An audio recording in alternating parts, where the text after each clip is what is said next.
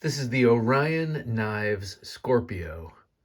This was a gift to me from David Cam of Orion Knives. He gave this to me a number of months ago, and I've been using it pretty nonstop here, just on my desk. It's been in my pocket quite a bit too, as an emotional support knife. If you follow the show, you know that I've been carrying this a bit.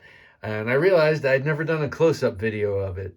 And it is such a beautiful and interesting, audacious EDC design. I really, really like it. And it is smaller than my usual carry. Then again, you know how I carry these kind of knives. 2.25 inch blades. This will never be my primary carry, but will probably get more use than my primary carry. Knives in this size, and I'm really impressed with the design of it. It's a little big knife. Let me give you a comparison of,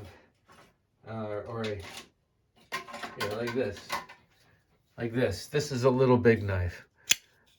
Now the Scorpio is a little bit bigger, but like this knife that I've talked about in the past, the off-grid baby rhino, David Cam, when he designed this, did something really smart. Now, first of all, he's one of the first guys that I saw to start doing the button lock flipper with the Solaris.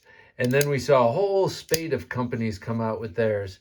It was kind of all happening. They say these things are in the ether, and things are all happening at the same time. But David had his finger on the pulse, if you will, or he was right on time with the spirit of the times. But one thing he really did and nailed with the design of this to make it a great knife is keep it a full thickness. Even though it's small, like probably you're not going to use the knife like this. You could, if you needed to, for some reason, some sort of standoff distance, but really, like, this design is optimized for this sort of use. So it is a smaller handle, and I find that with the smaller handles, you want to maintain full thickness. And then that small handle doesn't feel so small. And you add the pocket clip, and you have something that really fills your hand nicely, but in a small, discreet package. Now, the Solaris, David Cam's first knife. If you go to the website, his website, you can see that he sells these, and with the Solaris, he's got a whole bunch of different accessories that you can swap, like with the pocket clips and the pivot collars and the back spacers and scales, and you can really make the Solaris your own. And he has aims to be doing that with this, if he is not already at this point. I haven't checked since last we spoke, but I think that that's also a great factor. But just in the fact that the knife comes like this in the first place, with this beautiful anodization and really nice micarta, like, to me, I don't need all that, because it already has a special feel to me with these accents here. But I totally get people's desires to customize certain knives, like I have my hinderers, for instance. And I think that that's a great value-added proposition he offers. Boy, that sounded like I went to business school, doesn't it? Well, I didn't. I just made that up. But something I love about this clip point blade, let's talk about the design here for a minute. This clip point blade is so cool at the front.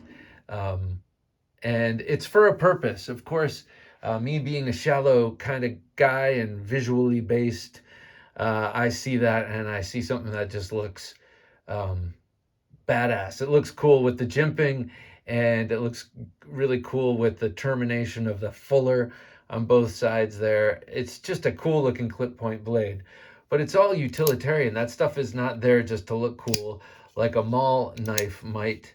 The fuller is there for opening, and who knows, maybe even weight reduction and rigidity, but opening, you know, it's that method of opening there. And then you have the, and what I mean by that is using the Spidey flick in that. You could also do it with your fingers. You could also remove this because that is a Torx, and use that like a finger pull if you needed to. Look like this wasn't what it is. I don't think that's actually what that's for. But anyway, it looks cool. And then up here, I was asking David about the jimping up here, and you know, knowing that it was for the forefinger, but he brought up a great point. He's like, one thing he likes to do when he's cutting open a box is use his finger as a guide to the depth. Oh, I cut a guide to the depth there. So he will lock in his finger into the jimping at a certain, so that there's a certain bit of tip there, so that he doesn't puncture into the box. And he can alter that by grabbing onto different jimps.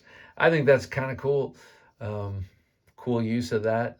Really solid and nice opening action and flipping action. I'm not using my forefinger because I cut the nail. I cut my nail really close and it hurts like hell. But that sounds really ridiculous, doesn't it? Rather ridiculous for a knife review. Here you have the belt of Orion. Right there with the 3 stars. Micarta, sculpted titanium. Just a great EDC knife. All right, let me show it off with a couple of other knives. First, for size, there it is with the paramilitary 2. And the Hogue RSK Mini RSK Mark 1, which is a 3-incher. So just a little bit smaller than that. And then here's one that strikes me kind of, here, I'll show it with that off-grid Mini Rhino. And the reason I show, I mean, this is a tiny knife, but impressive is the thickness on that tiny knife. And that's what this does too. And that makes this small knife feel big. So there's that. And let's see, there it is with a bug out. Kind of feels, I mean, they're very different. This is much thicker, but I don't know.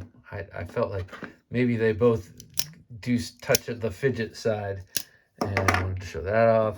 But also, spiritual cousin right here, the Finch Drifter. That really unique and beautiful clip point blade. And a pretty full thickness on that handle, making this small coffin style handle. This Bowie like fit the hand really nicely. What a cool knife this is, man.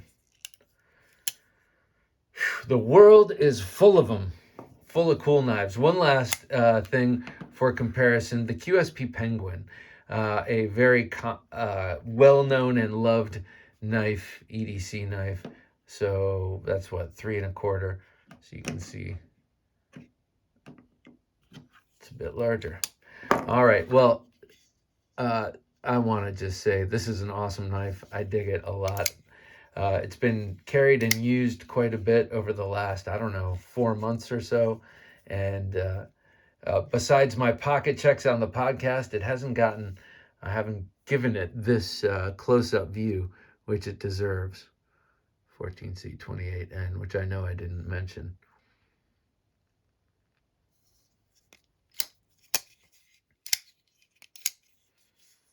All right, everybody. Thank you for watching.